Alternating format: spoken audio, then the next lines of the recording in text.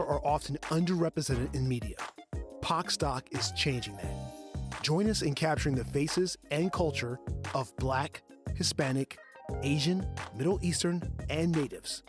Are you a rock star photographer? Sign up on our website to submit content and receive royalties. Pocstock, focusing on people of color.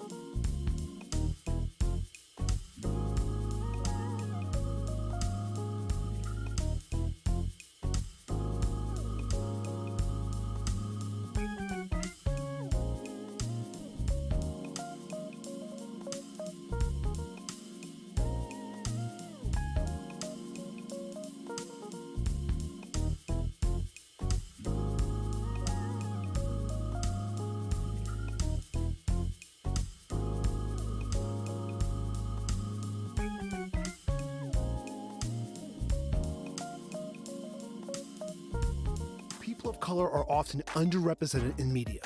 Pocstock is changing that. Join us in capturing the faces and culture of Black, Hispanic, Asian, Middle Eastern, and Natives. Are you a rockstar photographer? Sign up on our website to submit content and receive royalties. Pocstock, focusing on people of color.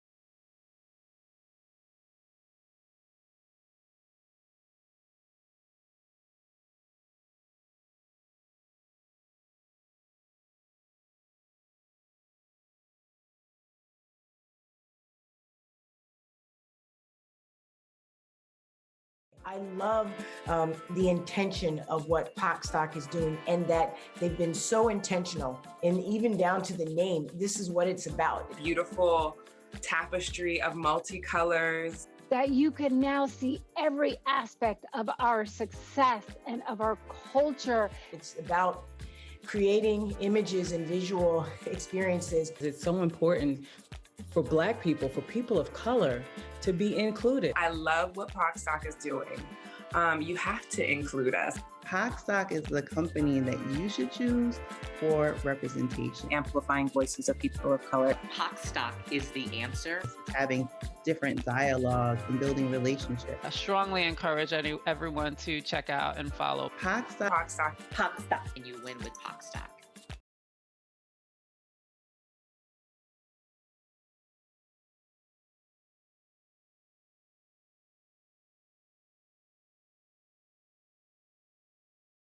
Good morning, good afternoon, and good evening from wherever you're joining us in the world. My name is Krishan Wright. I am the host of the Black Sit Global podcast. But in tonight's capacity, I am serving as moderator for this incredible celebration for Women's HerStory Month with pocstock. And we have an illustrious panel of amazing trailblazing women, and we are talking about shattering ceilings. So we want you to feel our energy, and we want you to give energy right back to us. So please grab your phones, devices, whatever you have, use the hashtag shattered ceiling. Let them know that we are breaking ground tonight. So I am so excited with that to introduce our amazing and incredible panel, starting with Antonique Smith. She has made waves in Broadway, television, film, and the music industry. And she is a versatile Grammy nominated artist, receiving a nomination for Best Traditional R&B Performance at the 57th Annual Grammy Awards. Antonique is an actress, singer, and writer. She is most famous for her starring role as Faith Evans in the movie Notorious, where she received rave reviews and was praised by critics, including Jeffrey Lyons, who called her one to watch. From there, we also have Dee Marshall. She is an international speaker, certified coach, leadership trainer, diversity consultant, and published author. Dee is the CEO at Diverse and Engaged and recently named Top 50 People of Color by Rio, Top 25 Influential Black Women in Business by the Network Journal, and Top 25 Leading Women Entrepreneurs. She is also a Wall Street alum who trained $1 million producers at top financial services firms and is a contributor at Essence Magazine, Black Enterprise, the New York Times, and others. We also have Avis Yates Rivers.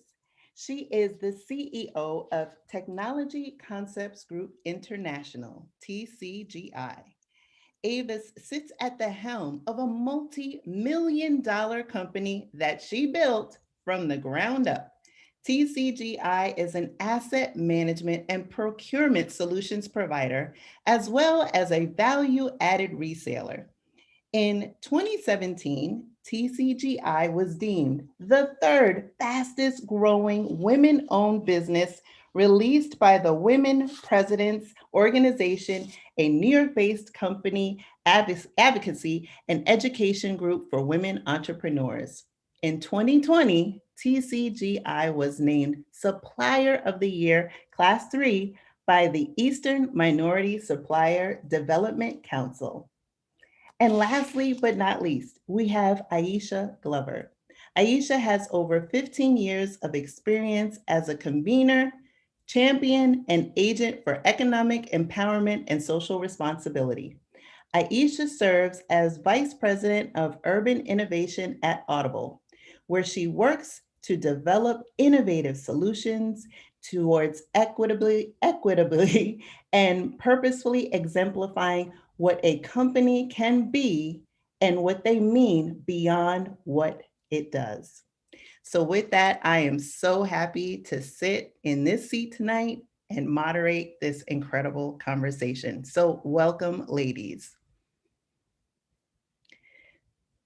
So with that, I want to start by asking each of you. So we'll do a round robin.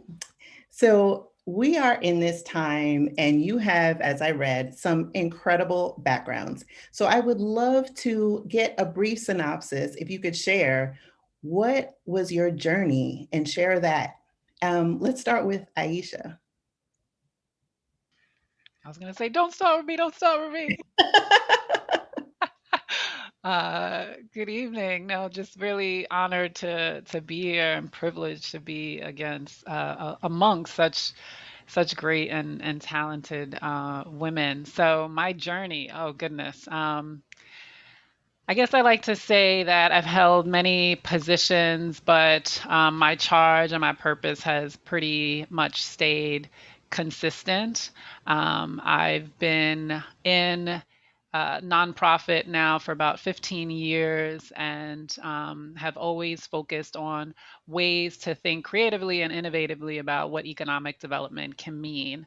I was raised with a strong sense of purpose. My mother was an educator and an activist, so there was a lot of critical thinking in the house that was, no easy answers, but really raised us with this sense of what our impact can and should be.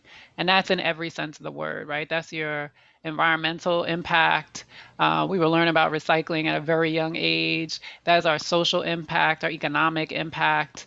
And so I've just taken that with me throughout my journey and my career and my personal and professional life. And what that's looked like is really being able to help drive economic development in Brooklyn at the Brooklyn Navy Yard. This huge industrial park surrounded by a community of color that really didn't have access to many of the opportunities that were in the Navy Yard, right? And so we're really trying to think about how we take this large economic engine and ensure that it had the right impact on the surrounding communities. And, we just had such tremendous traction there, and flagship programs and initiatives that I decided I wanted to bring some of that same energy and impact to the city of Newark. So I came to Newark a little over 5 years ago, and was really honored to be working alongside Mayor Baraka and bringing in really trailblazing programs to assist women, efforts to ensure that there was equitable development in the city. I had the privilege of leading the bid for Amazon's second headquarters, which brought a lot of attention to the city. And so, having led and supported a team that helped to find over 2,000 local residents jobs within corporations and anchor institutions here, increasing our local procurement. So all those things really drove me to where I am now at Audible to see how far we can push this from within a singular company. So I do that, from with a lot of support and love and care from sister friends, from family. But I really believe that you should go where you're appreciated. You should go where you're valued, because then you could really bring your best to the table. And the city has really embraced me. The women in the city have really embraced me, and the company sought me out. And so I'm just really looking forward to see, what we can do and how far we can drive this. Yes, and I am so honored to be in this seat because I've heard so much about you and the work that you've done. And so I think we are all excited to hear more and impressed with your background. And so from there, we'll go to Antonique. Same question. Can you tell us a little bit about your amazing and incredible journey? It's been some kind of journey for sure. I'm a girl from East Orange, New Jersey. Shout out to Aisha for working in Newark. I'm very proud of where I'm from. And so, yeah, I was just a girl who was inspired to sing by Whitney Houston. I sang in church growing up. I wasn't good. I could not have been on Star Search, but I'm a Leo, so I had that boldness that and I prayed. I was praying in church, it's like, God, I just want to sing. Just give me a voice. And at some point, He did give me a little something, something. Thank God. And but even as a little girl, I was I had a tape recorder and I was making like different characters, and I would be the men and the women, and I would do puppet shows. And so I was acting and singing and doing all these things just to entertain myself before I really knew what I was doing. And it was honing my skills early on, and so, but there's nothing else I ever wanted to do. So one day I was singing in New York City, and I was pursuing music first. I didn't go my way initially. And an agent heard me singing and said, I want to represent you. Do you have an agent? And I was like, no. And she was like, well, I would love to represent you. And that led to me starting to book acting jobs. And I ended up playing the lead in Rent on Broadway. I played Mimi. And then, things just started to really blossom. I kind of stopped. Well, I didn't stop pursuing music, but I definitely was riding the acting train. It's like, wait, hey, people booking me, so I'm gonna go keep doing this. And I love it too. I love both. It's like having two children. I love them both, acting and singing. So it's been an incredible journey. And now I also spend a little bit of my time as what I call an artivist. And so, when I was in 6th grade, my school didn't have Martin Luther King Jr.'s birthday off. And I started a revolt until they gave us the day off. So that was my little first activism, my little Angela Davis in 6th grade moment. And then in 2014, I discovered I was asked to sing on a climate change, the first climate change album called Heal Our Mother Earth, done by the Hip Hop Caucus. And I didn't know anything about climate change other than polar bears and ice glaciers, and in East Orange ain't no polar bears, ain't no ice glaciers. So it didn't seem relevant, didn't seem like nothing that was gonna really affect my life at all. And then when they started explaining to me that people of color are dying from cancer and asthma, and then that's from the pollution that they're putting in our neighborhoods. They call us the sacrifice zones. And so, but then also the effects of climate change, the floods, the Katrinas, the Sandys, the Marias, the Harveys. I mean, we're the ones that are underwater. And so when I heard that, I not only sang Mercy, Mercy Me on the album, but I never looked back. And I've been a full out artivist ever since. And so, yeah, that's my journey. Just honestly, my journey's been one of passion and wanting to give, wanting to share my gifts, whether it's my singing or my acting, my ability to make people feel things, and when they watch a movie or when they're in a theater or whatever it is, I want to give that part of me to everyone. And I also want to help our people not die anymore. And start to thrive. Like we got to get past not dying anymore, and then I want us to thrive. Then we got to get into those economic conversations because there's so much systematic stuff against us. But yeah, so that's my journey. I say it's been just a blessed journey of passion. No, that's incredible. It's wonderful to be, and I think what the common thread of each of you is that you are multi-passionate, and it has led you to different points in your path. So thank you so much for the introduction and for being here. And so with that, I'm going to move on to Avis. Please share with us your incredible journey. Thank you so much, Krishan. And wow, I'm already excited and activated about just hearing the journeys of these two incredible women, and who I don't know, but now I do. And we're friends in our heads right now, and hopefully we'll get a chance to connect. Dee Marshall, of course, I've loved for many, many years. And so it is truly an honor to be amongst you all this evening. I am Avis Yates Rivers. I am the founder and CEO of Technology Concepts Group International. My journey started as a colored girl growing up in Queens, in the Bronx, in Manhattan, right? We were New York City raised. I wasn't born there, but my parents, who are really the heroes of the story, you know, as very, very young people. I think my mother had me when she was 19. I was third, and she went on to have three more. But as very, very young, uneducated people dared to move up from the South. I was born in Augusta, Georgia, and when I was one, and moved to the Bronx because they wanted and felt that there was a better life for their children up in the big city. But the courage that it must have taken for them to do that, they didn't have jobs, they didn't have an education. And so they just continued to persevere. And my father continued his educational pursuits and went on to do great things for the New York City Board of Education. But it's important to understand that that was my beginning. We were on public assistance. We were a large, close-knit family. My father did a lot of preaching in the church. And when I went to college, I went to New York City, a school in New York City, because it was either community college or no college at all for this woman here. So started there and continued my college pursuits in New York. I did 3 internships at Exxon Corporation. Yep, that Exxon. Before it was Exxon Mobil. Yep, the largest corporation in the world, #1 on Fortune 500 for forever. And they had a strong presence in New York City. And so I did 3 of my internships there, and then they hired me upon graduation. And so it was just, it was just the next thing and the next thing and the next thing. I realize now as I look back that I've never interviewed for a job, nor have I ever written a resume, right? So we all have these different paths that we take.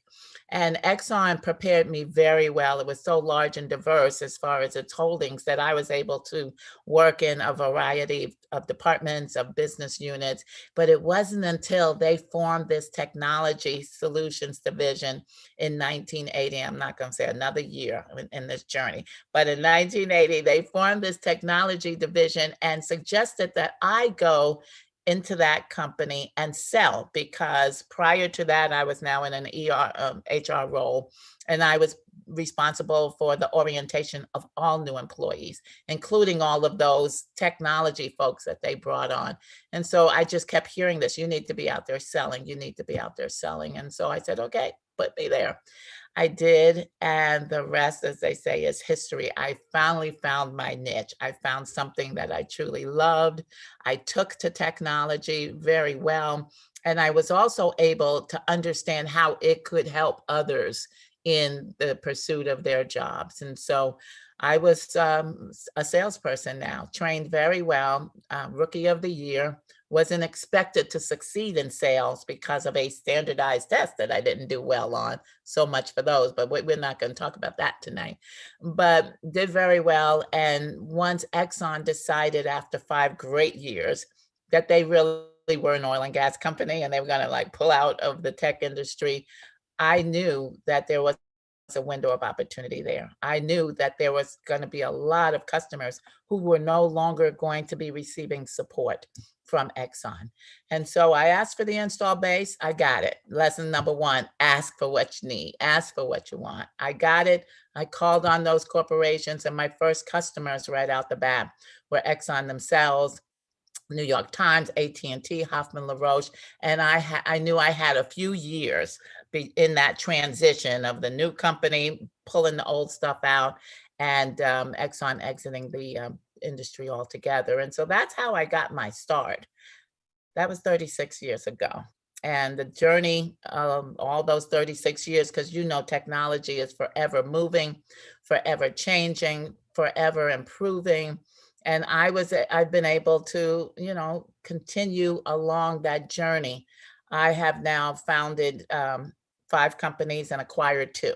So I'm what you consider a serial entrepreneur. This company that I'm running today, I founded in 2008 with the acquisition of a spinoff from Bank of America to get into the equipment leasing business. Today, We support major corporations all over the globe in areas of spend management, helping them to spend the money that they're spending more wisely, more effectively. Software license management, a huge challenge for most corporations who are managing millions of licenses, as well as contract renewals management, support agreements management. And then in 2018, at the end of the year, I acquired another company, and we now provide the technology solutions for our corporate customers as well. So whether it's data center, end user support, end user compute, cybersecurity, cloud, we now are able to deliver those technology solutions to our customers. So that's where I am today, but I'm also an advocate and passionate about making sure that I use my voice on behalf of others who have none. And so I've been actively advocating for the increased utilization of minority and women-owned businesses, and for the last 15 years for the increased utilization and participation of women and people of color in the invention of technology, because we're missing out on a whole lot of voices at the design table. And so that's my personal mission. And I'm just very excited about having the privilege to do both, employ people as well as advocate for people at the same time. That's remarkable. And as you mentioned, we as Black people over-index in technology in terms of consuming technology, but not at the design table. So being at the table is so critical to this journey.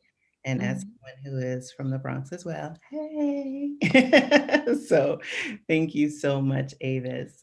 And now moving on to Dee. Dee, welcome. And I know you sat in this seat before, so a little bit of pressure, but welcome. So please share about your incredible journey. Sure. But I'm so excited to be here. I love the stories. Hearing Aisha's story, I know Aisha and Avis. I follow her story. I take notes from her. But then also Anthony, just feeling your energy and your spirit. So excited to be here. So my story, I feel like it's a thread of other women's stories that I've shared here. So I'm really my backstory is largely inspired by purpose. So as you mentioned, everybody, my name is DC Marshall, and I'm the CEO of Diverse and Engaged. And the work that we do is leadership development, workplace culture, and diversity. But how I, got to where I am now is the backstory of, being groomed in corporate America, working in corporate America, super conservative, white male dominated financial services. But I'll go back a little further and just say, my background, I'm a Jersey girl. I like to say I'm a New York Jersey girl, in that I've always lived in Jersey. And before I started my company, I always worked in New York City. And so I felt like if you had 3 of your services in New York City and you lived in Jersey, you could claim New York City. So I'm a New York Jersey girl. I had my gym. When I worked at the New York Times, I worked out on 43rd. No, maybe in the 40s, my dentist was on like 43rd. And then there was the nail salon. So, but I consider myself a New York Jersey girl, but I grew up in New Brunswick to a single mom who had 2 children by the time she graduated high school. But she was a wonderful woman. She is a wonderful woman. She's super funny. And whenever people meet my mom, they're like, oh, I get you now, because it's just like my mom. So but yeah, so, and I was a painfully shy kid growing up. People never believe that, but I had an uneventful childhood. I was a cheerleader, but definitely painfully shy up until early 20s. So, but yeah, my first job was in financial services. I worked for Merrill Lynch, was my very first job. In fact, now people, I don't know, I might be dating myself, but I remember going to my first job, and the woman who trained me, her name was Liz. Liz used to smoke at her desk, and she would lean over like this. Dee, is that okay? She smoked at her desk, but she was so sweet to me. she was really kind, and my boss at the time was really kind, but I was the only one who looked like me there. And that had been, my story for much of my career, in corporate America. But it was a place where I was inspired. I was working for Merrill Lynch in central New Jersey. Nobody there looked like me, but I went there with great work ethic, and I knew to show up on time. I knew, to do the best that I could. And it was a place where I was just inspired to go back to school, to finish my degree. And eventually I circled back. But a lot of my career prior to starting my own company was in, top Fortune 500 firms.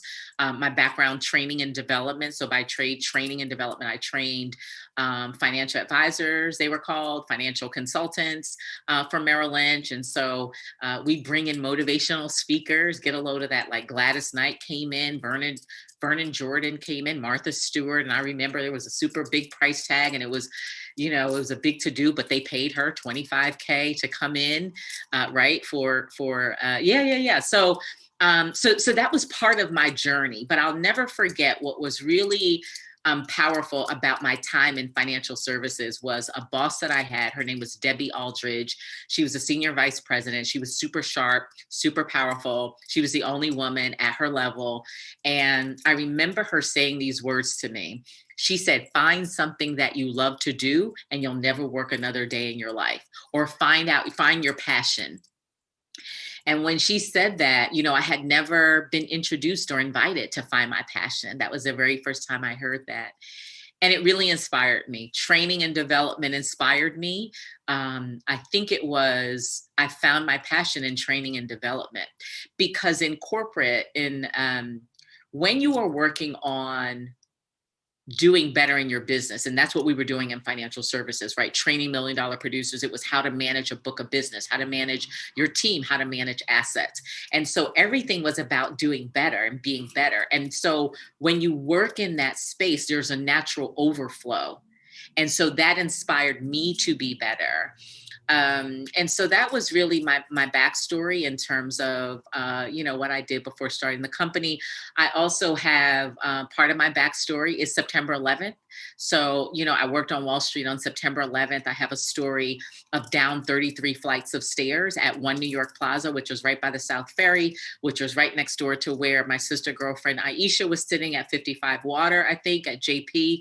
We have a lot of similarities in our stories. And September 12th was where I had a defining moment. And September 12th was, the day and the season that really launched me into I'm going to say, pursuing my life's work.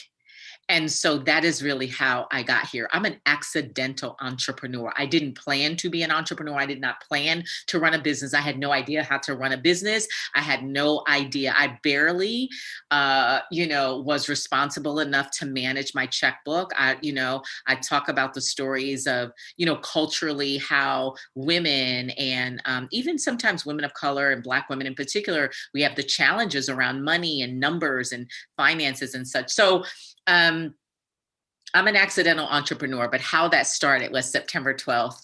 I made a definitive decision to pursue meaning and purpose for my life. And that really got me here to Diverse and Engage in the work that we do at Diverse and Engage, all inspired by purpose. I am now an intentional business owner. I've had many amazing, I take that back, not many amazing mentors, but a few really awesome mentors and people who I take notes from. And Avis is one. So much so, this is a little cutout that I keep in if you could see this, in my planner. And it's the article from Forbes, and it's the fastest growing women-owned businesses for 2017. And this is Avis. And so she's part of my story. And so I'll wrap up by saying, we're having a conversation about shattering ceilings. And so we don't do it alone, right? So we've talked about the backstory, right? About how we're inspired and motivated by passion and purpose and other things, and how our families were great sources. But also, I think how we shatter is we take good notes and we respect and honor those who have created a door. And so while I wrap this up, my company now, Diverse and Engage, I started as a coach and producing events because I worked on Wall Street and I saw that there was so much available in New York City, but there was not as much available here in New Jersey, particularly in central New Jersey, for women and for women who look like me. And so I started with an event many years ago, and I think I only did one event that I funded myself, and after that it was all corporate sponsored. And so I found corporate partners. That's where we started diversity recruiting and the value that we would add to corporations, and really and then coaching, doing executive coaching, evolved the company to what it is now, where we restructured and rebranded and relaunched the company 3 years ago to better tell our story and to prepare to go big. And that's where we are now. We are going big. I'm taking good notes from Avis and our clients. So my office is actually located downtown Newark. So I am a transplant on purpose. Yes, I am in Newark twice on purpose. So I love Newark. For those who might question, now, where are you? You sure? Yes, I'm here.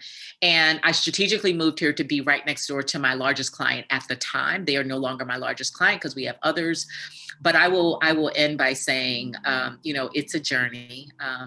And I love this conversation about shattering ceilings, but you do that by really taking good notes, respecting and the folks whose shoulders you stand on, and then also paying it forward, never back. It's just no way that you could pay back, but certainly pay forward.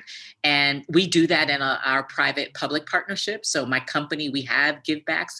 We sow big and great to our level into the community. Even in the city of Newark, a few years ago, we made an initiative or made a deposit into the city by investing in an organization called Black Femme to support underage girls of color, to talk about or to teach them net worth. And so those are some of the things that I am equally passionate about, as well as in 2 years ago launched Diversity on the Hill, to further do what Avis and what Aisha and I think Anthony mentioned, and that is really advocating for somebody. And so that's how we're serving in the world. So thank you for allowing me to share.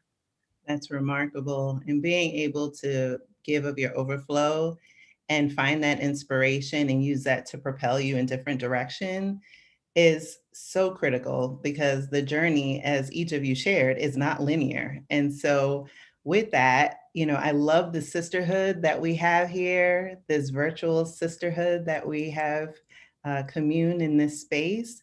But the reality is that we are doing this virtually because we're in the midst of a global pandemic. So with that, I want to segue into talking about the elephant in the room and how each of you have been able to navigate this time and how COVID has impacted either your business or your company, and just how you are staying, energized and keeping your cup full. So let's do a reverse order, and I'll start with you, Dee. So I think if the question is how I've been navigating and keeping my cup full, well, I'll start by saying I just came back from a retreat. So I retreat at a place, it's a Black-owned establishment. Many of you may have heard, it's called the Mansion at Noble Lane. And Monique Greenwood, who's the former editor of Essence magazine, many years removed, she owns the place. And so I just came back. And so for the last year, that's been my retreat, because prior to COVID, I travel approximately 25 to 35 speaking engagements every year for the last 4 years. 25 to 35. So I've never not been on the road for a full year, not 6 months. So retreating, getting away. Now this weekend I hosted there. But prior to that, I've gone alone. So I drive up alone and unplug because COVID, it's been overwhelming, and I'm finding just the volume and the weight of the season and the work is just heavy. And so a lot of brain fog. And so managing my health and my wellness, turning off, turning down. So that's been how I've been managing health wise, staying connected with my loves. You know, we use, what do you call it? Like Alexa, that video thingy. So, you know, video, everybody in my family now has video, but we're maintaining distance. And from a business perspective, however, you know, my company, fortunate and unfortunate, we're in a growth stage as a result of a man having lost his life. So George Floyd having been murdered in my business, because I'm in diversity space, and corporations made, you know, announcements and commitments, and then they doubled down and doubled back on inclusion, culture, equity, belonging. So we're super busy. So just trying to grow with the growth, but also still be really mindful that we're doing good work, we're growing on purpose, we're not accepting every opportunity, but just really being thoughtful and intentional. And then still thinking about scaling. Right. I think in the spaces where I take good notes from these powerhouse women like Avis, is not getting caught up in the growth and the, you know, the number, the bottom line, but no, let's look at the long term. Like, certainly this is a moment and there's a season, but what about the long term? So definitely, you know, trying to stay healthy and well so I could focus on scaling the company beyond this season. So Yes, and thank you for that. And so, Avis, I'll ask you the same question. You know, how have you managed through COVID, either your business or even, you know, personally, as you navigate the season that we're in? Yeah. It's a good question because I think that we're all working way too hard. You know, there's no separation anymore because we're not commuting and traveling. And I'm 100,000 mile a year girl myself, globally.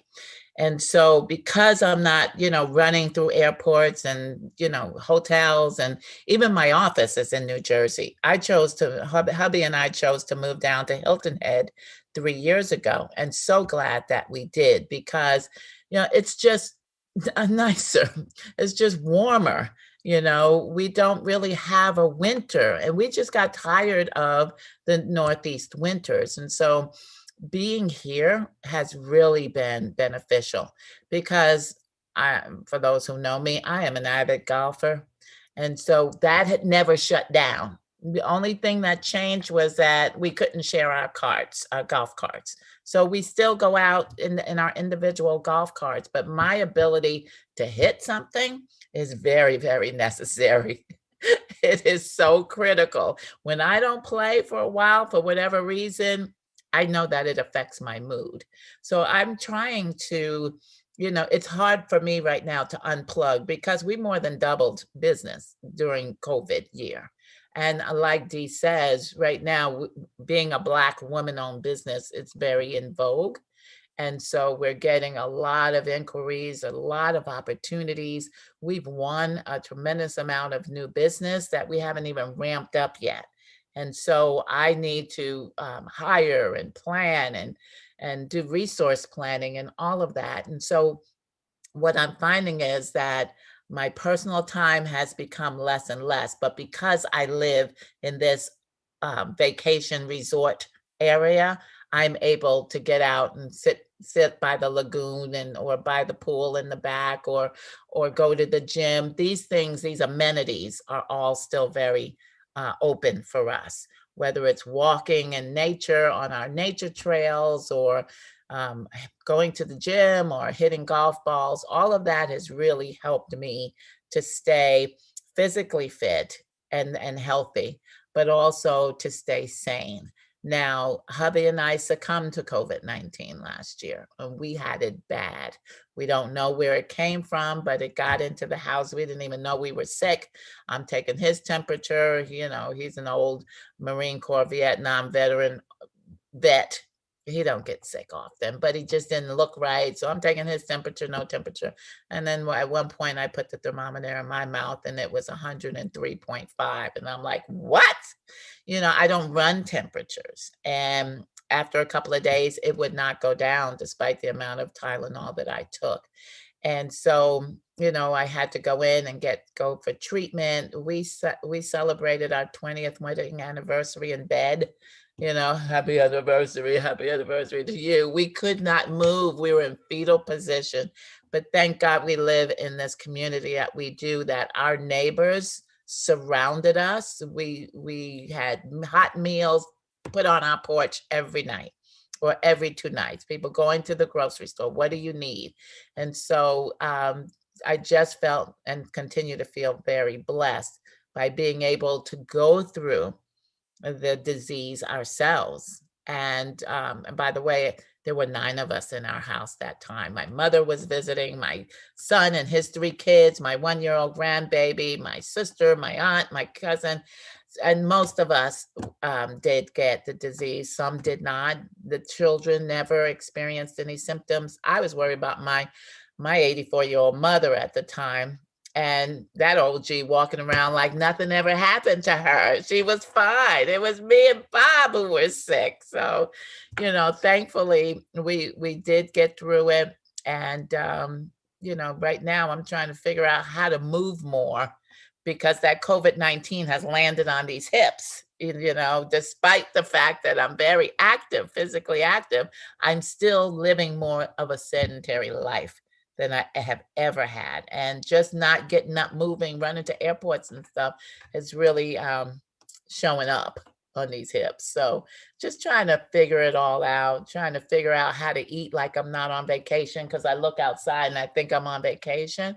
So just those kinds of things I'm still working on, but I do try. And since we're empty nesters, there's no kids and grandkids who actually live here, but hubby deserves some time too.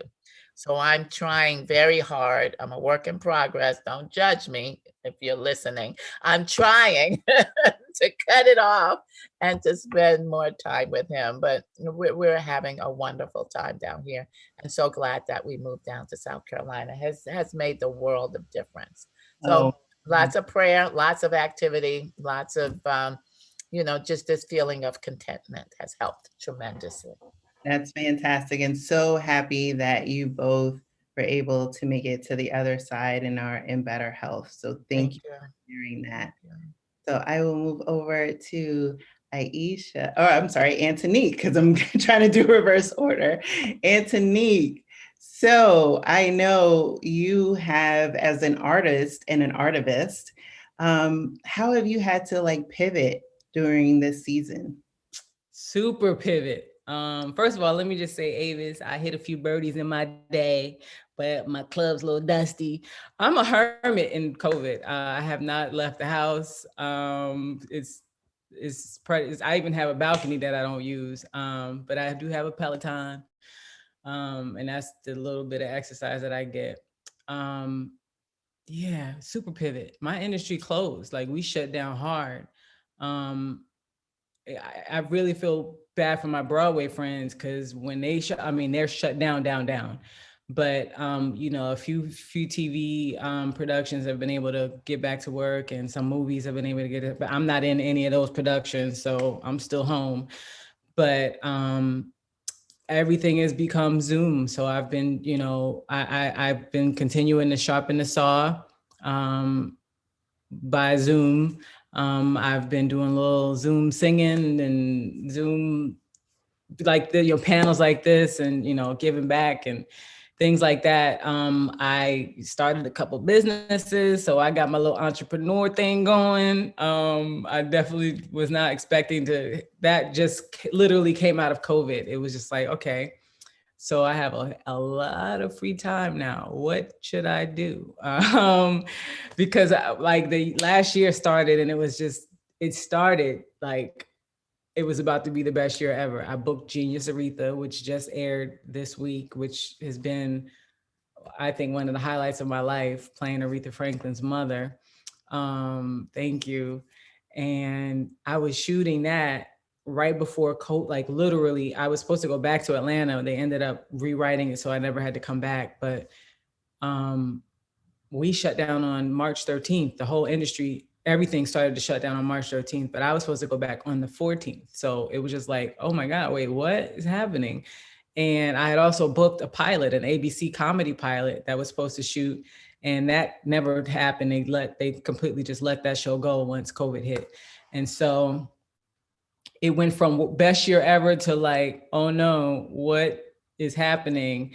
And then it quickly became, is everybody safe? Is everybody okay? I started knowing people who were passing away, and it was just like it started to get real dark. It started to get like really scary. But thank God my family, everybody in my family, and it's passed through the family a little bit.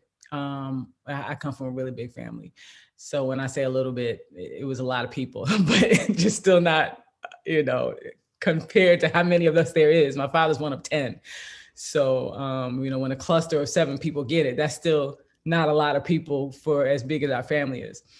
But that became just the only thing I cared about, is like, okay, I'm gonna do my little entrepreneur thing here to start, little side hustles to make some money, because my industry shut down.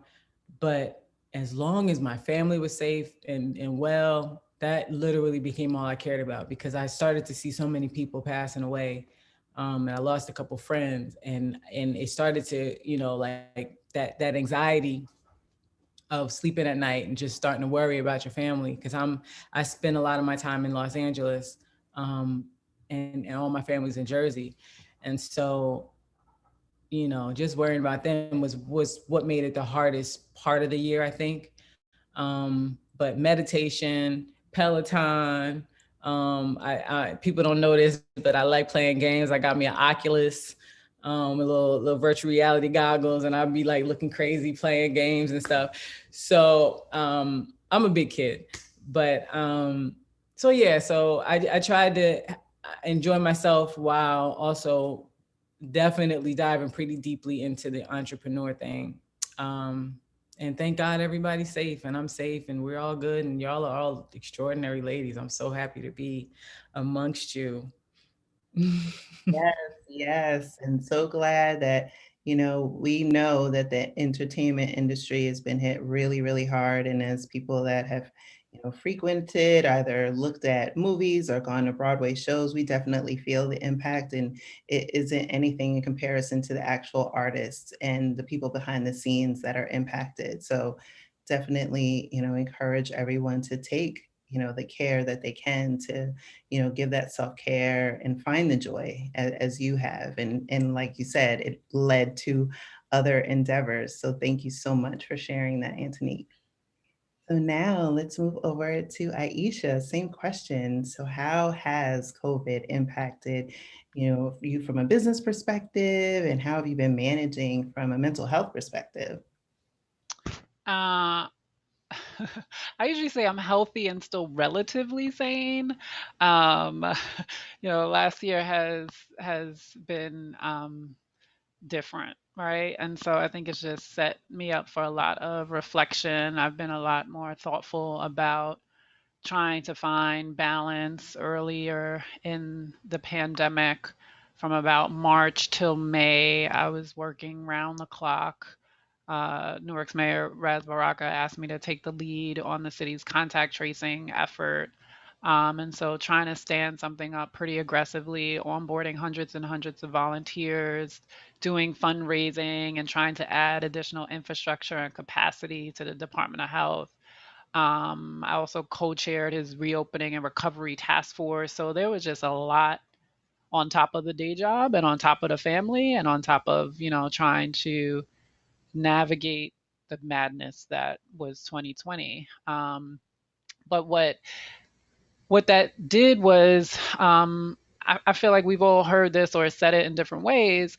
It just revealed a lot of what was already there, right? Personally and professionally. And that's what really pushed me to just be a lot more reflective and intentional about my days, my hours, my time, my work. I made a major career change in 2020. I joined the private sector in October, and that was after a pretty trying year. And there was a bunch of reasons why I decided to accept the offer, but my industry was also really dealt a blow, and that was a big part of it. So thinking about what the future of economic development would look like, thinking about what it would mean to run a nonprofit and try to fundraise during this current climate that we're in, relying on corporations for donations. It was just hard for me to see the forest from the trees and see what the future would look like.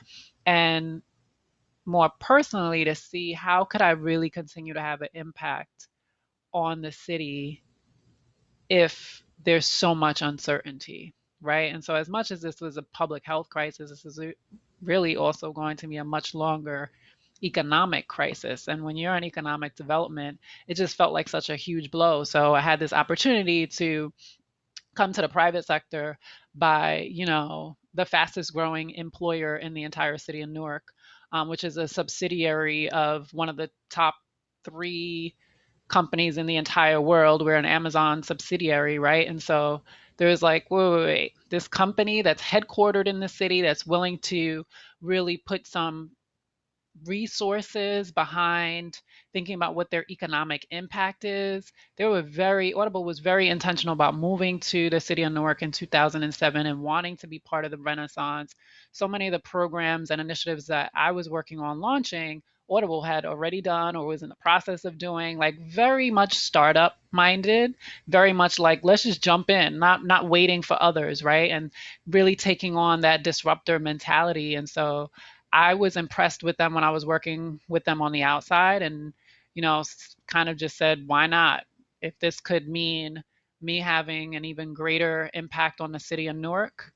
One of my mentors said, but do you want it? Is this good for you? Is this good for Aisha? I was like, this is great for the city. I think it's going to be good for Aisha, but this is like the right thing, the best thing to do for the city. And obviously down the line, it'll all make much more sense. But right now, I just felt like, how could I be in this space, in this sector, and not make this move? And one of the signature programs, as you were talking about, the actors and the people kind of behind the scenes that were impacted, one of the signature programs that really made me commit is called Newark Working Kitchen. So Audible stood up this program 3 weeks into the pandemic and started paying restaurants to stay open and to prepare meals and then distributing those meals across the city to people that need it the most. So it was going to frontline workers, but also going to public housing, senior housing, the homeless.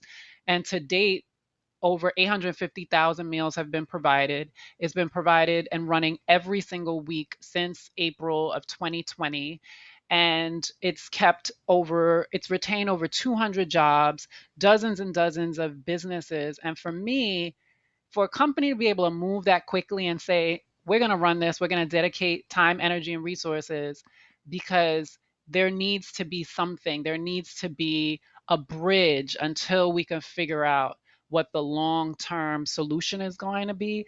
I was just really impressed with their ability to move so quickly and dedicate, they raised over $11 million and kicked in half of that themselves, right? And so for me, I'm like, wait, if we could do that times 10 or times 100 and really focus on Newark and economic development and ensuring that the people that live here and residents and entrepreneurs benefit, it just really felt like a no-brainer. So I just kind of could not take it, right? So all that's meant for me now is just trying to continue to find that balance, right?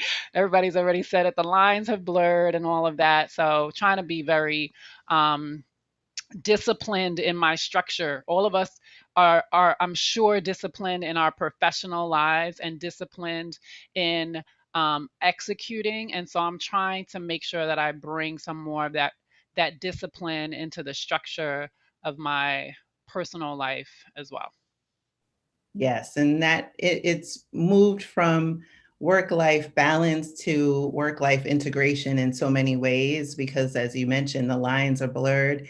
And we didn't foresee, I don't think anyone could foresee that we'd be in this for a year plus. And so without any end date, as human beings, we learned to adapt and create ways to then go from that stage of trying to understand what was going on to, I guess, acceptance, and then moving on to, okay, how do I rebuild and how do I put back things or create that structure that allows me to thrive? So thank you for sharing that. That's so important.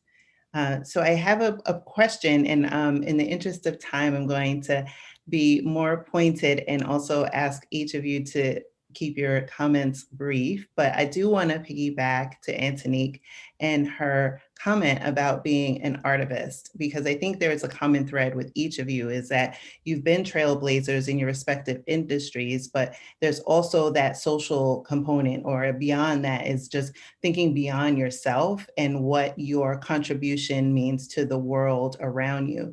So Antonique, if you could just share a little bit more about the phrase that you coined, artivist. I can't take credit for the phrase. I don't know where I got it from, but it wasn't, I didn't create it. I heard it somewhere and I was like, oh, that's what I do. But it's literally just a person who's in the arts, whether it's, music or some form of making of film or television or writing or actual art, like physical drawing art, some form of art combined with activism and just in wanting to share a message and inform people and inspire people to either believe something or understand something that they didn't know, or join a movement that they are not a part of. That is what an artivist is combining art and activism. And I started with singing. That was my initial contribution as an artivist. And it was singing in the environmental justice and climate justice movement. And now I'm an executive producer as an artivist. I executive produced a stand-up comedy special, thank you, a stand-up comedy special about climate change set in Norfolk, Virginia.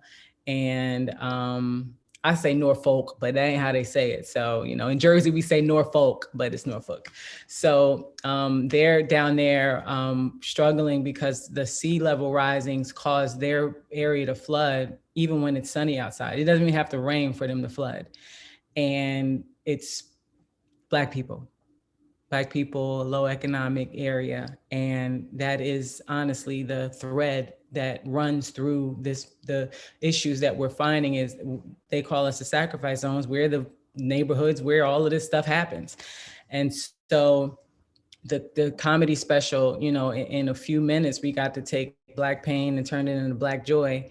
And so, that was like a different form of artivism for me. I say a little something before the comedians come out on, in the show. But, that was like a different form of artivism for me. And I look forward to doing so much more. I think, and I'm hoping to inspire other artists in whatever area that their art is to be an artivist, to, whether it's, Black Lives Matter, which I feel is pretty much what I'm doing. It's just it's not about necessarily, although I do advocate for us not getting shot in the street by, unarmed. That's ridiculous. But, even a lot more of us are dying from cancer, and a lot more of us have asthma than even that particular issue. So it's a Black Lives Matter issue that I'm fighting. And so, the artivists, please, folks, the arts, if you're in the arts, use your voice, use your platform, use your art, your actual art. If you're a writer, write it. If you're a singer, sing it. Marvin Gaye, the song I sing the most is Mercy, Mercy Me. People didn't even realize, like Leonardo DiCaprio, I sang it one time at BAM in Brooklyn. And Leo was in the front row, which almost threw me off. I almost forgot the words. Because I wasn't expecting to see him. I was like, Lord. And then afterwards he said, are those the real words to the song? And I was like, yeah, because I think we've all heard him, but I don't know if any of us really were listening, because what he was talking about over 40 years ago, he was a prophet. It's worse now than when he wrote it.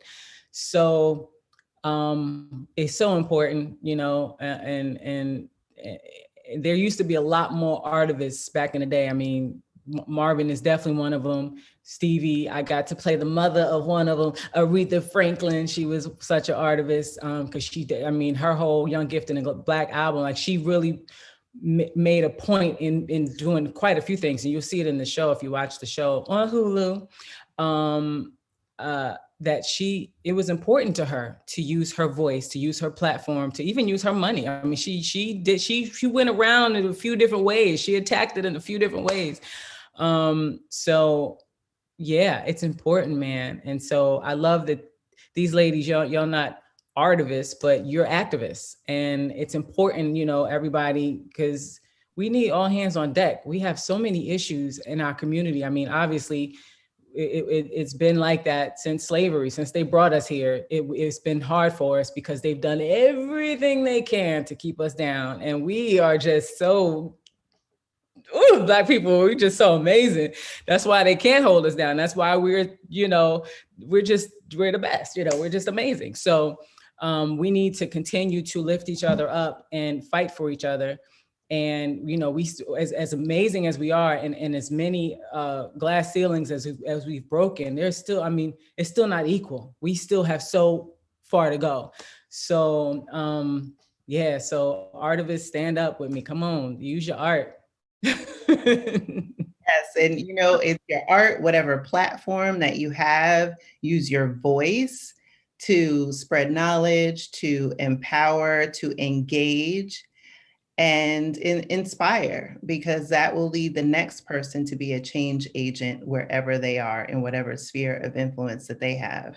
So I'm going to move over to some questions that have come in from our wonderful audience.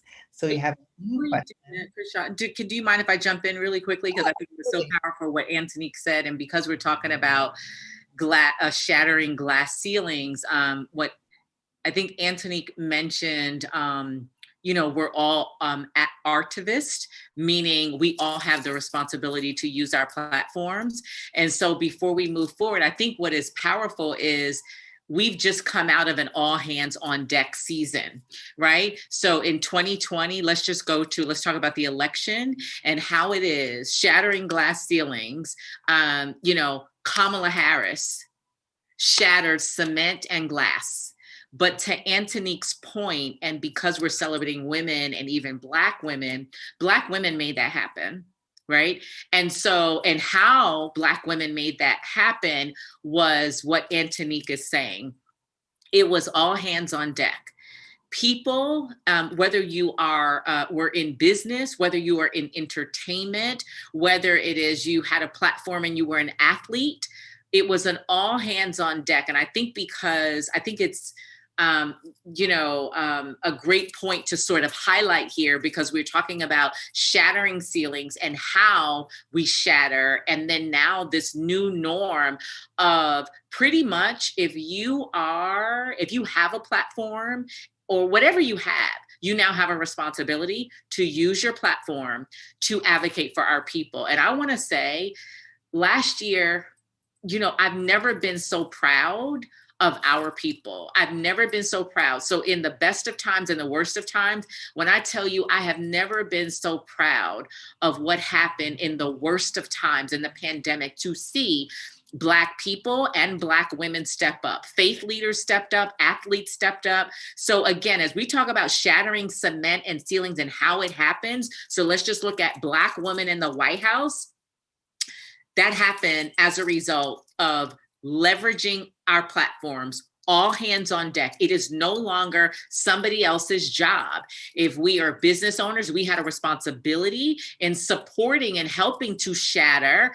If you were, again, an employed professional, if you were an educator, I mean, I look at people like entertainment, look at like not just Antonique, but like even Oprah Winfrey, she stepped up in a major way, and she never really had prior to that been as much of a lead in I think in advocacy, right? I look at athletes. If we look at, the LeBron James of the world, I mean, like they're right. So athletes using their platforms and taking a stance, and then you have entertainers. So I just wanted to just highlight that and connect the dots, since we're talking about the 2 points that Antonique said.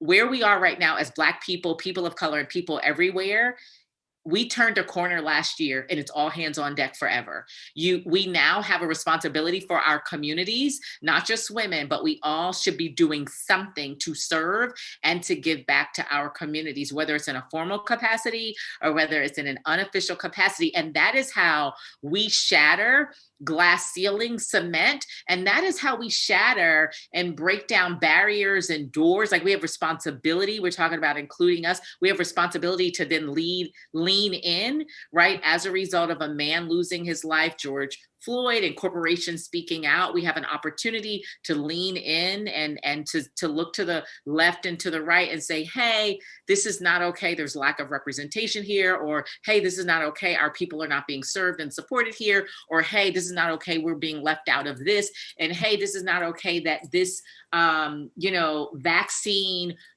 center or location is not in my community. So I just felt like there's so much of what Antonique said that connects the dots here about shattering glass ceilings, right? And including us, and all hands on deck. So.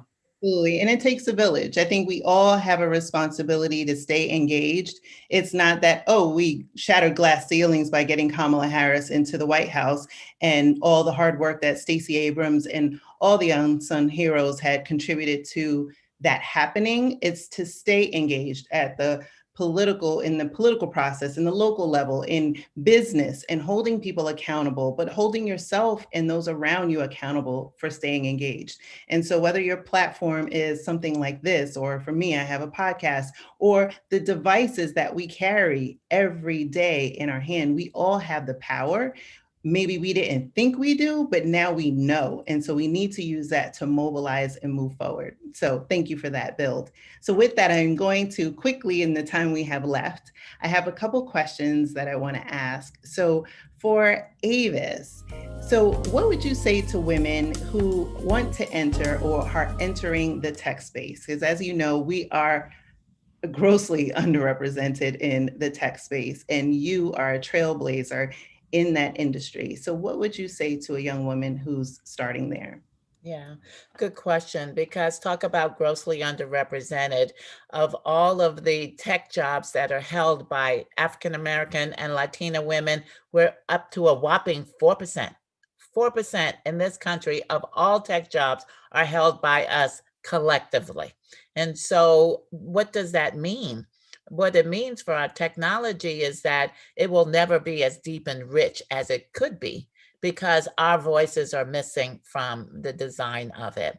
And so the way that, when I think back to the way that I had to solve problems as a young lower middle class child growing up, how did I solve problems? All of that needs to be included in the design of technology today. And so for young women who are entering the tech space, and by the way, it can come from any pathway. There's no one way to enter the tech space. Remember, I went to community college first, right? There's a lot of Avises in community colleges and a lot of hidden genius in our communities that just haven't had an opportunity to access these high-paying, marketable jobs. And so I would say, bottom line is, you have to. But until we get our representation up, then the technology is never going to be reflective and representative of who we are and how we approach things. So, there's so much to say here. I have data out the wazoo about how women should show up, but just know that it is difficult. It is hard. You may be the only one. I can't tell you how many rooms I've been in that I was the only one. Right after my round this morning, I had to jump on a call, and they were talking things that I knew nothing about, but it didn't matter. I was at the table, and they didn't know that I did not know all of the technical terms that they were spouting out, because I was the only woman on a call of about 12. I was the only woman and the only person of color. And so we have to show up. We have to prepare ourselves. We have to, if you're still in school, you have to take those tough math courses and science courses, and you have to think about engineering, right? When my son was growing up, we used to sit in church, and I would give him little index cards, and he would draw an automobile with the hood up, and all of these parts that go into under the hood exploded and labeled. And I'm like, who did that? He was very young. And he said, I mean, I know he did it because he was sitting right beside me. I said, you're going to be an engineer, honey. And he said, no, really, I just want to get my hands dirty. No, not good enough. We need more engineers who can get in there. You can get your hands dirty on the side, but you've got to start designing the technology that we all depend on, and that is so pervasive today. I think what you said is so important, because we talked about, being consumers but not designers. And so it's encouraging our young girls to do everything from learning about 3D printing to understanding code, or wherever your entry point is into the industry, but to be a curious learner, and whatever lights you up, maybe that is your path in. So thank you so much for that. Yeah, don't just play that game. Think about how that game was put together and how you can improve upon that game, including you, Antonique, with your Oculus. So I'm going to segue for a second. I'm going to go over to Aisha for a question. Do you mind, just another shameless plug? Shameless plug. Avis has a book, so just get the book. If we're talking about not just young girls, but it's include Avis. What's the title of the book? So we should all go. Yes, let's see it. Hold it up, Avis. Yeah. Necessary inclusion. Yes. Embracing the changing faces of technology. Thank you, Dee. Yes, thank you for that. Oh my goodness, look at all this. Look at all this. I love it. I love it. So I'm going to move over to Aisha for a question, because we talked about a lot of issues, and a common thread that we all face and have encountered, either being the only, trying to get a seat at the table, finding your voice. And then, as Dee articulated earlier, under the backdrop of everything that's gone on in 2020, and companies now paying more attention to D&I. So how has that come to life for your company?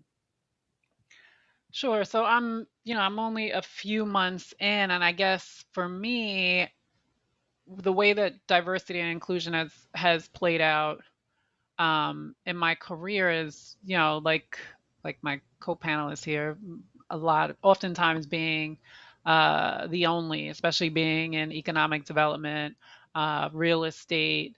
My first job in nonprofit was in sustainability and environmental education, very much underrepresented by people of color.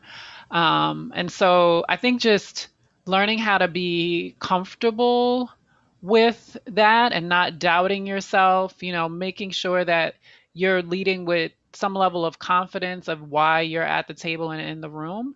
Don't be comfortable that you're the only one. Just be comfortable in knowing that you're in spaces that you belong, right? I think sometimes when we're the only one, it's like, do I really belong here? And that self-doubt starts creeping in, that imposter syndrome starts creeping in, when in reality, you do deserve to be there, and you have earned it, right? So I think just first and foremost, when we are present in underrepresented meetings at tables and in industries, it's just really important for us to kind of own the space that we're in.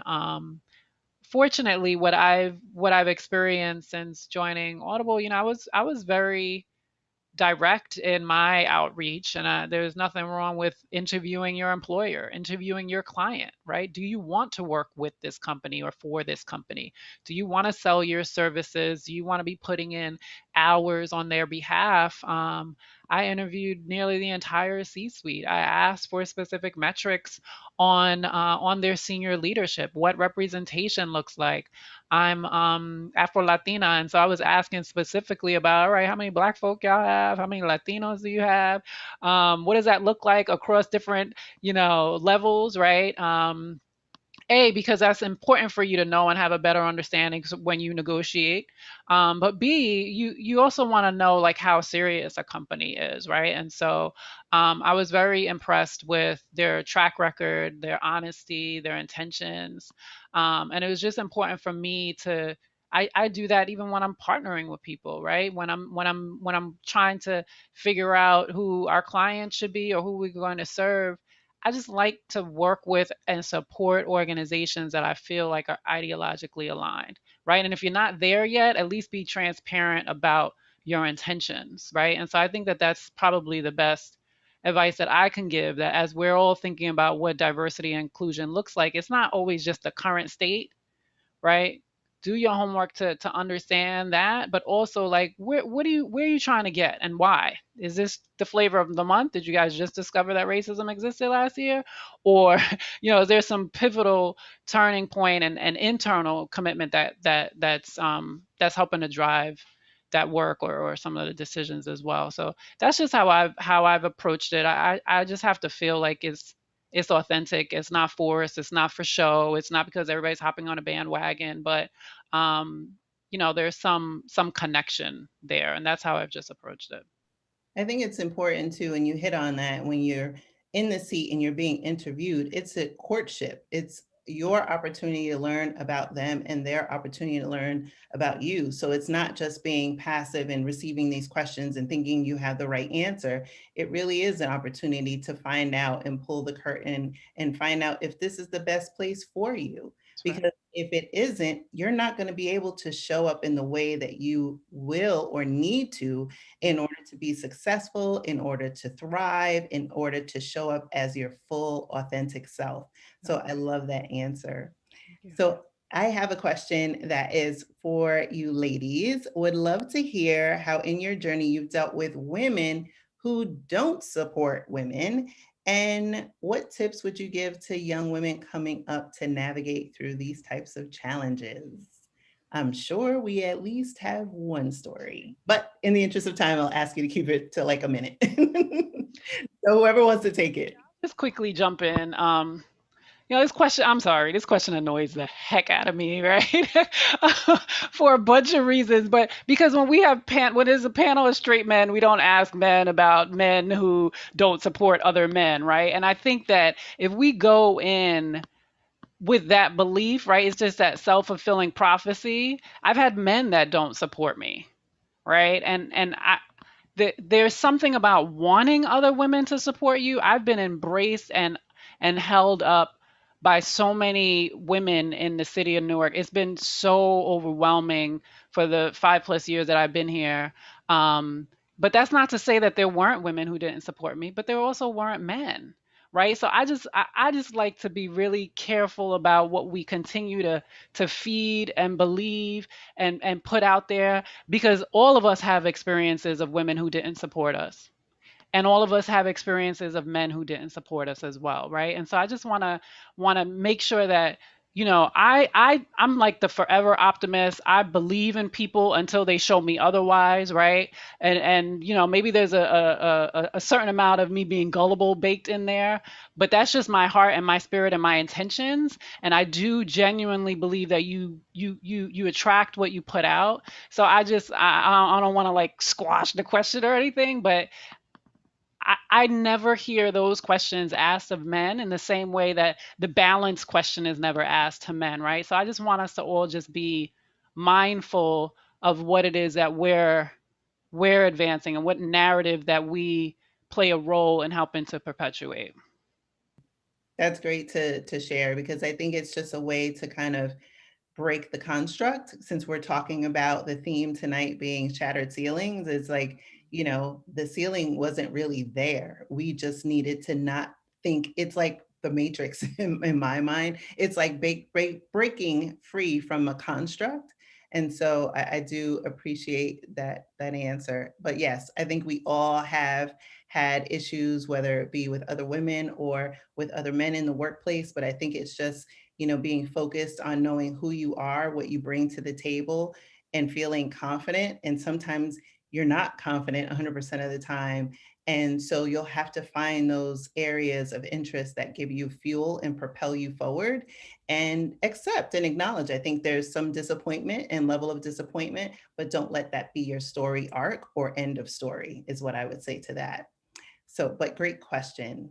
So I have another one. So has how are you feeling about the new administration as it pertains to advances in social policies that directly impact women, whether it be pay, maternal health, female family leave, and the economy? And I know we are only about 64, 65 days in, so into the new administration, but I would say, and maybe tweak that a little bit, but to looking at the social policies that we know we're all impacted. And I think women definitely take the brunt of responsibility, whether it be in our roles, in our careers, or as caregivers or members of our families.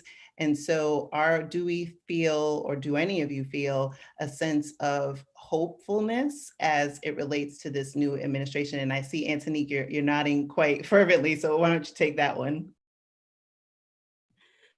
I do feel hopeful. I mean, first of all, the things he said when he was running, the things he said that he wanted to do, and then secondly, he put his, I don't know, his money where his mouth is, but he put it in action by making a woman, and a Black woman, his running mate. I mean, that to me was the biggest sign that is like, look, I'm trying to do something different here. It's not going to be business as usual. And it showed to me that he does care about doing things socially, putting constructs together for women specifically. I mean, I think it was either yesterday or today, he posted something on his Instagram about equal pay for women. And so I mean, already it's early. I mean, he just got started, and he's definitely had some other more pressing issues of trying to make sure that we can finally get out the house and not die. So I think that he tried to focus for first and foremost on the just keeping us alive and trying to get us back to a sense of normalcy, and so that we can start living again. But he's definitely made it clear that women's rights and the things that are important to us and the things that have not been fair to us, and trying to right some of those wrongs is important to him, and something that he is definitely going to focus on. And I feel hopeful about that. And I would say to that as